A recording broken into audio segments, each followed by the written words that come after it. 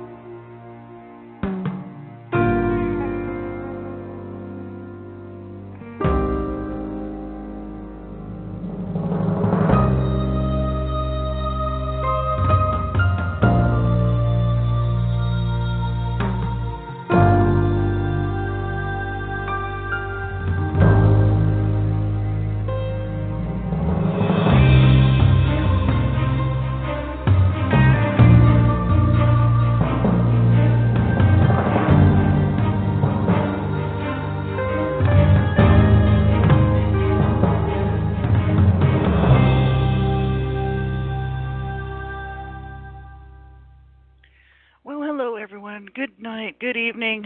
My name's Lori Smith. This is one child abuse survivor to another restoration, and I'm glad to be here. I haven't been here for a long time.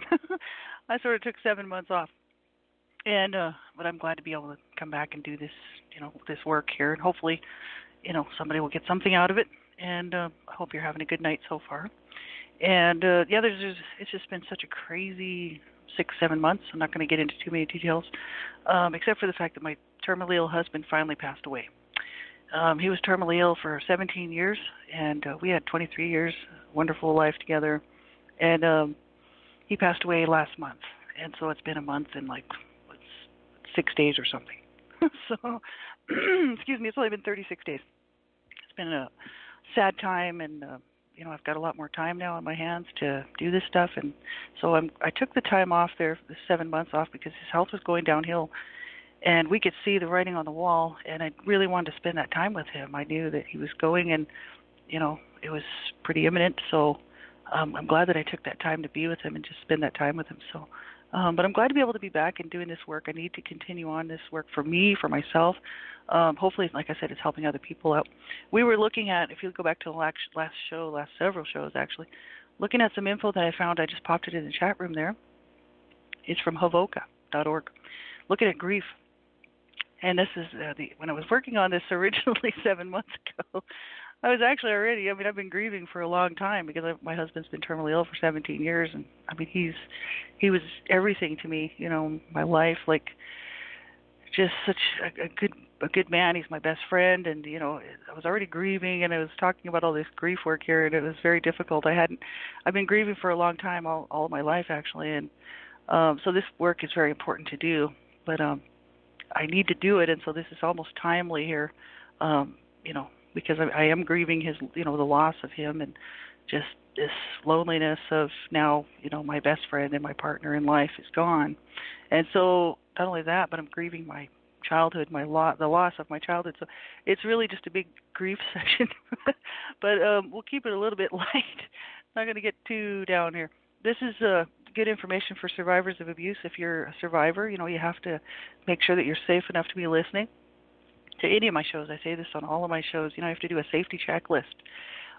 You want to make sure you're safe enough, just that this information isn't going to trigger you and send you backward in your healing journey, because that will not do you any good at all. So if you're not feeling safe enough to be listening to something about grief or something about sadness due to the abuse or these types of topics, you need to make sure that you get that information on how to stay safe. And the ASCA, Adult Survivors of Child Abuse, they have a Survivor to Thriver manual. That's ASCA. I'm actually one of the, I have a group, an ASCA group, a LEADA group, and it's an online group. And that Survivor to Thriver manual is awesome. So I hope you'll get that information. That's one place you can get it. There's a whole lot of other places you can get safety first information. But just make sure you're safe enough to be listening, because otherwise I would not be offended at all if you turn the show off, because we're going to be talking about abuse and the aftermath of abuse, childhood abuse. And so you need to be sure that you're safe enough to listen so that you don't, like I said, you don't get triggered and go backward in your healing journey. So be sure and do that. Anybody else who's listening, you have to listen at your own discretion. You have to kind of know what's good for you to listen to. And if you think the topics of abuse are going to bother you, then you need to just turn the show off and don't listen to it, because you wouldn't be hurting my feelings at all. The topics of abuse and child abuse and survivor issues are very, very disturbing for most people. If you don't have any experience with this sort of thing, it can be very disturbing. So you have to do the right thing and make that decision for yourself, right? So we'll get right into this. I used to do the show in the mornings, but I found it was getting to be just rushed, and I thought I could do this in the evening. I used to do night shows too. And so I thought, well, I'll turn it into an evening, like a night reflection. So it's sort of the same thing, right? How am I doing on my healing journey? Any particular thing I need to work on? This is something we got to ask ourselves as survivors of abuse. How are we doing on our healing journey? Are we working on it? Are there particular things that we really need to address right away? How are we feeling? I'm doing pretty good. Because I'm doing this work here with my adult survivor issues and whatnot, I'm looking at grief and sadness and all this stuff. I have to separate it from the grief that I'm experiencing because of my husband passing away. So I'm not going to talk about that side of it with these shows. This is all about childhood abuse. This is what I focus on. Not so much focused on sort of what's going on in my life outside of that, even though it is part of it. I have to keep that grief separate, because it's two separate griefs. It's two separate situations. It's not the same thing. I'm grieving my husband, but that has absolutely nothing to do with the grief that I'm experiencing because I was abused as a child. They're just two very serious griefs. So it's like I need to sort of handle them separately, not intertwine that stuff. And I think it's easier to deal with that way. So I won't be talking too much about that. I want to focus on this article here from Hovoka. And so the 5 stages of grief, this is where it all came from. That's Hovoka, Help for Adult Victims of Child Abuse, and HAVOCA.org. You can get this information there from their link and just scroll down and find their survivor information for survivors. It's called 5 Stages of Grief, and they say first there's normal functioning, if we ever had any normal functioning. Then shock and denial, which is, avoidance, confusion, fear, numbness, blame. We already went through that. Anger, frustration, anxiety, irritation, embarrassment, shame. That's all part of anger. We went through that. Now we're looking at sadness, which they didn't even list here, but I think it's depression and detachment, overwhelmed, blahs, lack of energy, helplessness. Then the next part is dialogue and bargaining, reaching out to others, desire to tell one's story, struggle to find meaning for what's happened, acceptance, exploring options, a new plan in place, and then returning to a meaningful life, empowerment, security, self-esteem, and meaning. And I am really close to that in between the acceptance and the returning to meaningful life. I mean, I've come a long way. I used to be way back here, never shock and denial, really, but always starting with the anger and a lot of anger and a lot of rage, and then depression along with it. So I've come a long way, but I've done a lot of work on this, and so, everybody's at a different place, So when you read these articles, you just have to sort of, some of it might not be helpful for you, some of it might be, it's sort of how it is for me when I'm looking at these things. Some of it's helpful, some of it's not, some of it doesn't relate to my issues at all, and some of it does. So you have to, just sort of take what's good and then leave the rest, right? So I just want to finish, I think this is almost the last part of this article, actually, and it's called, it's the grief part of it, it's called sadness. And I'm just reading right from their website. It says, grief, sadness comes when the person who was abused realizes that they were wronged and that they have lost something that will never be retrieved. It is very unpleasant, and many people seek to avoid the sadness phase. They prefer to stay angry and see that the sadness will show their weakness. All the time they remain angry, they maintain their sense of power. And they said here, holding on to this anger can be very damaging. It can mean that these victims maintain their anger and become abusive to others in stressful situations, such as arguments, because others do not hold the same views as them, particularly about child abuse, etc. They have learned that they were not responsible for their child abuse, but are not responsible for any of their actions. So without moving on to sadness, then the final stage also remains out of reach. And I guess that makes sense. You know, the sadness part, I was thinking about that actually today because I had to go back and see where I'd left off here 7 months ago. And I was looking at this next part a little bit, and I was thinking, I was just thinking the other day, of the sadness, just from the abuse, and really the sadness that I would never have my parents' love or approval or acceptance, and even just without even looking at the physical abuse, it was just the emotional pain, the psychological pain, the spiritual pain, of just knowing that you're just unwanted. It's absolutely horrific, right? And I think about it now because both my parents are passed away; they're both gone, and I sort of picture like, well, did they go to heaven, sort of thing, And if they're there, like, what are they thinking, sort of thing. Because I still remember the abuse. It's not like I can't recall and remember all of the abuse, right? So it's kind of, it's a weird thing. It's sort of sad, because I sit there and I think, well, on the earth, I will have never experienced what I should have experienced from my parents, which was love and care and protection and concern. And, it's really difficult, these sort of things. We can really delve into the topic of sadness, but I think most people know what it is, and so, we won't stick around here, this part of it, very long.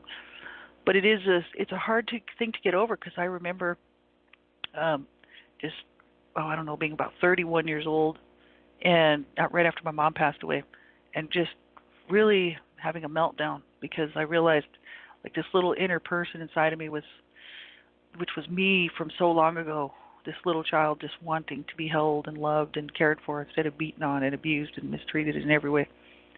And this little, person inside of me was having a meltdown, because they knew that because my mother was dead, that she was never going to hear the words that she needed to hear. She was never going to be held by her. She was never going to be loved by her. This was a big meltdown that I had at the age of 31.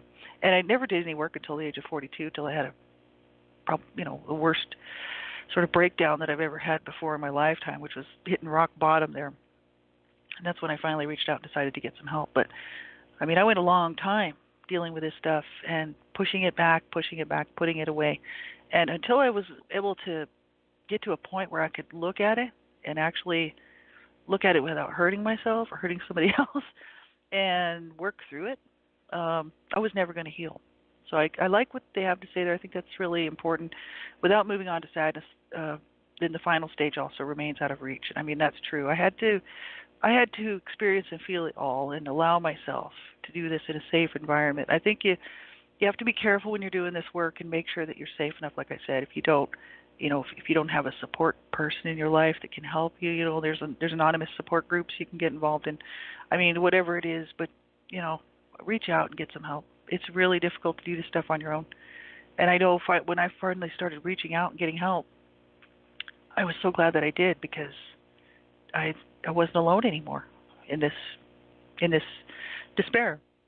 That's what I called it, despair, right? It was horrible. And so you want to be careful when you're doing this work, but if we don't do it, we can't really move on. And I think that's true. I like what they had to say there. So they go on to say, there's obviously much to be sad about when considering childhood abuse. As a result of abuse, the following have been lost, like innocence, self-worth, trust of others, sense of safety, time. During the sadness phase, people tend to become very sensitive. They cry for no reason or at the slightest provocation. And they said here, it's not surprising, really, when you consider how long some people suppress their sadness and pain. And this stage is only temporary and will pass, but is an important phase in the healing process.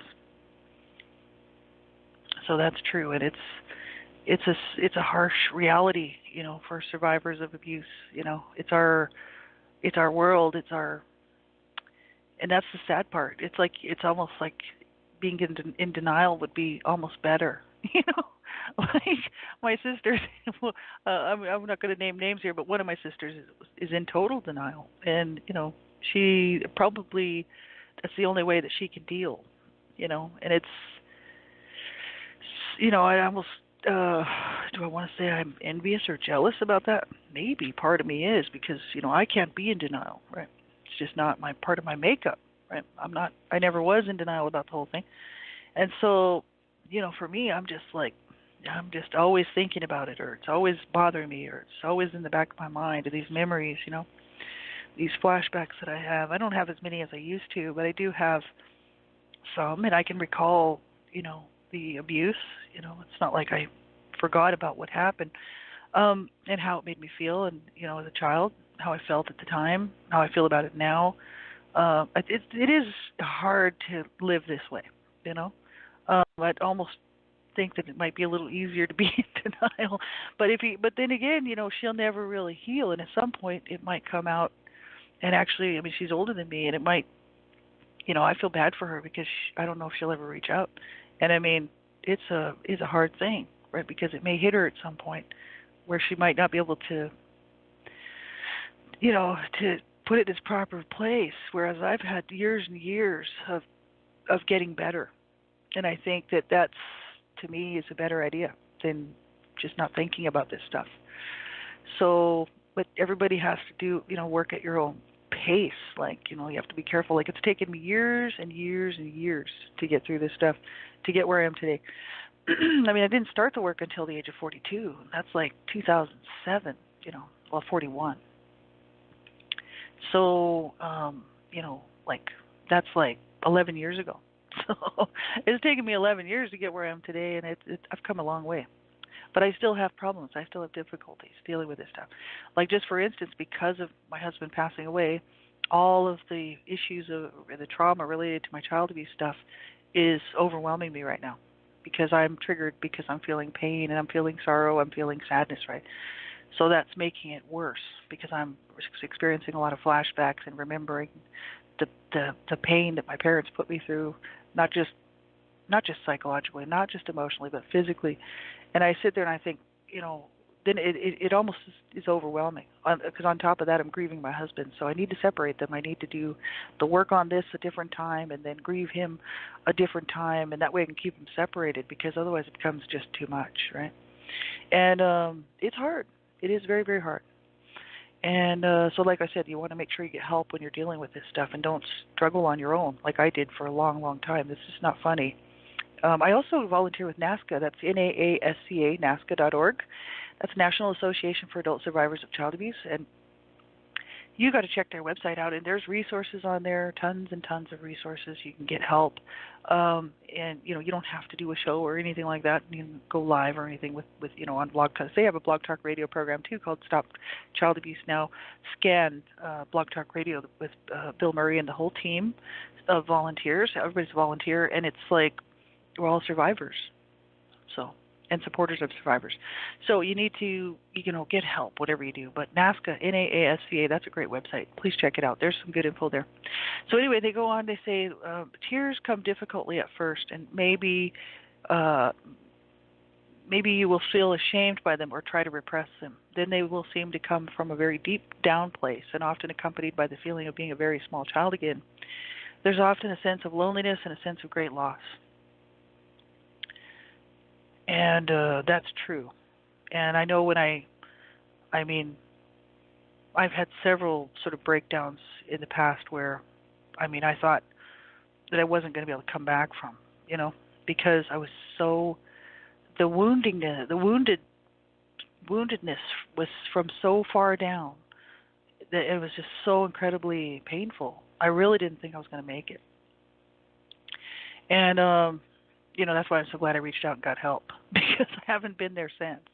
I do experience a sadness. I do experience loneliness and a sense of great loss, like they said here. Of course I do, and I recognize it. I think that's what's helping me out, is because I'm actually validating what happened instead of pushing it back. There's a sense of validation, that, the reason I feel lonely and the reason why I feel like I have such a great sense of loss is because I was abused as a child, horrifically. I just happened to make it, And it's like my parents just didn't kill their children. They just abused them horrifically. So we're, some of us are here. As a matter of fact, I lit a candle for two of my brothers. Today is the Suicide Prevention, World Suicide Prevention Day, September 10th, 2018. Put up, there's this IASP, International Association for Suicide Prevention, put this thing out and does every year of working together to prevent suicide. And this is awesome. It's World Suicide Prevention Day. So I lit 2 candles for 2 of my brothers because 2 of my brothers killed themselves. And this is kind of why I went public with my stuff in the first place, was because they were abused. I witnessed the abuse against, towards them. They took their own lives, And sadly enough, I contemplated suicide until the age of 42. So it's a big deal. I lit 2 candles for them, and nobody could reach them. It was sad. They just were lost. And people were, some people would put them down and say, oh, well, they were just losers, they were drug users, they were just waste of time. And it breaks my heart because these were boys. These 2 brothers of mine used to be little boys who were abused by their parents, my parents, who abused them horrifically and then allowed them to do drugs around the house, big drugs, heroin, It allowed one of my older brothers to sexually abuse me. My dad didn't know about it, but my mom did. And, he was just very sick, mentally ill, psychologically ill. The abuse, people don't realize the abuse that what people do to children, unless we speak out about it. That's why I do, right? And there's lots of people that would say, oh, well, no, your brothers were just drug addicts and losers. And, sad for them that they killed themselves, but oh, well, no big deal, no big loss. It was a big loss to me because my brothers, I saw them suffer in this family. I saw them suffer in our home. I knew they were suffering. They knew I was suffering. We all knew each other were suffering.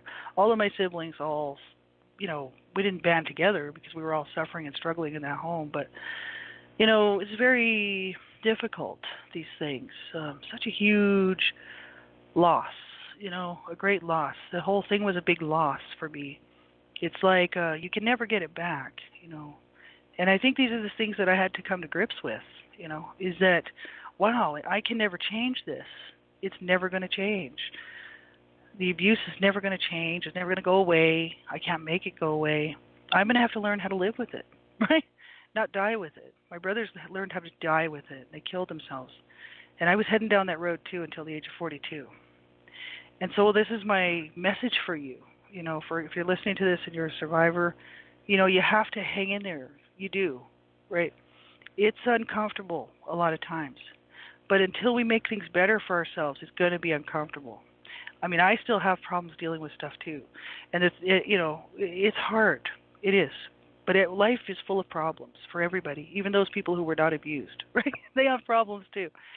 We're coming from behind the 8 ball. Because children who are abused have many more problems to deal with, too, on top of the regular life problems. So what I say to you is, you're worth it. And your life does matter. And you do count. And so, like me, that's what I say about myself. I do count. I did not deserve to be abused. And I don't deserve to be treated, horribly by anybody. I treat people well. I treat people the way I want them to treat me. I deserve to have a good life, a decent life, And it wasn't my fault that I was abused as a child, but now it's my responsibility to make sure I get my needs met. And this is the biggest deal, the biggest issue in this, is do we value ourselves enough to get our needs met? 2 of my brothers killed themselves before the age of 35. They had a horrible life, both of them. And so not only were they abused as children, but then they went on and they took they allowed themselves to have this horrible a life as an adult because they couldn't cope and then killed themselves, So, and I was heading the same way. Even though I did want to live, I was just like, I don't know how to do this. I don't know how to live. My parents set us up with this. Both of my parents were suicidal. My dad was suicidal, trying to commit suicide all the time, and also familicide, trying to kill us, right? And my mom was suicidal. So, I mean, what are you going to do when you grow up with this in the back of your mind all the time, right? This is a life issue for me that I face all the time. What keeps me here is the fact that I'm going to win this fight. This fight wasn't started by me. It was started by my parents, who started the fight with the abuse, and the problems that they gave us through life, But this fight, I'm going to win this fight. And how am I going to do that? By staying alive and taking really good care of myself and finishing the rest of my days trying to help other people who need help. That's the best thing I can think of doing. What a great loss, just to throw a life away. So not only were my brothers abused, but they gave up, right? This is sad.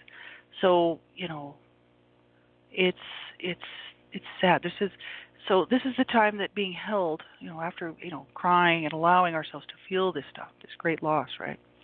It's the time that being held will seem very, very comforting. But that's only if we have somebody to hold us. See, now my husband's dead, right? He's gone. But that's okay, because now I have to do this for myself, right? Which I have been doing a lot of it, actually, all of it myself anyway.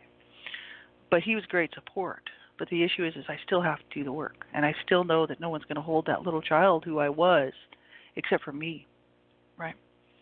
So we'll talk some more about this stuff, down the road. But you can get help, and you can have a good life. We all can. It doesn't mean I'm not talking about a good life of I'm not talking about situations like financial situations and stuff like that, man. I'm talking about we can learn how to live and how to enjoy life and how to love ourselves. That's the biggest key right there, is we can learn how to love ourselves. We can learn how to take care of ourselves and how to treat ourselves right? So they said here, later in the recovery process, those tears are followed with a sense of healing, coming together in wholeness. And they said here, you can do stuff like you can write letters, regarding the things that we've lost because of the abuse, things like that. You can go check the rest of this article out, but it's pretty well done. That's avoca.org, survivors /grief/sadness. You can check that out. We just have a couple minutes left. So we'll pick up next Monday night. I'm going to try to stick to the schedule. I know I've been gone for so long. I think people just stopped listening to my stuff, but that's okay. Hopefully, if this helps one person, then it's worth for me to do this, right? And so, it helps me out to do this because it makes me stay on my healing journey and not put it off. I do a lot of meditations with a program called Your Envisioned Mind, and it used to be called Forget Talking Therapy, but I did a show on here a long time ago with this lady who created it, Beverly Searle, out of Australia, Searle, Beverly Searle.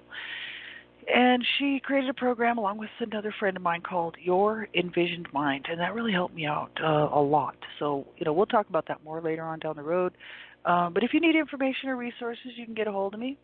And, you can contact me here on Blog Talk Radio, or you can get a hold of me on Facebook, wherever. And I just want you to stick it out. I want you to win this fight with me. I want you, like I said on my show page there, win this fight with me, because why? Because you're worth it. That's why. People would say, well, why do you keep doing that? Why? Because I'm worth it. I'm a person on the planet too. I deserve dignity. I deserve care and love and connection and anything that I need so I can live a good and decent life, right? And so you do too. So you do not give up, not ever, ever, ever, ever. Get help from whether it's anonymous help, crisis line, suicide hotline. Call somebody. I want to be one of those people sitting on the suicide hotlines. Eventually down the road, I probably will. So you take good care of yourself because you sure deserve it. And we'll catch you next time. Have a nice night and a good week, everybody. We'll see you next Monday night. Bye-bye.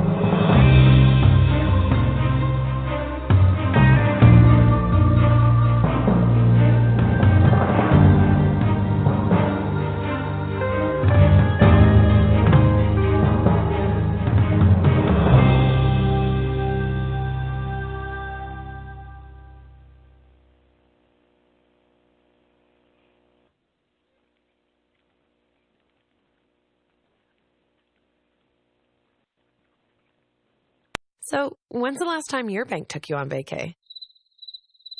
We hear you. That's why ATB is giving away up to $45,000 every month. And all you have to do is make deposits. Because we hear you want to do amazing things with your life. Like gaze at the Great Pyramids, bathe in the Blue Lagoon, walk the Great Wall. You get the idea.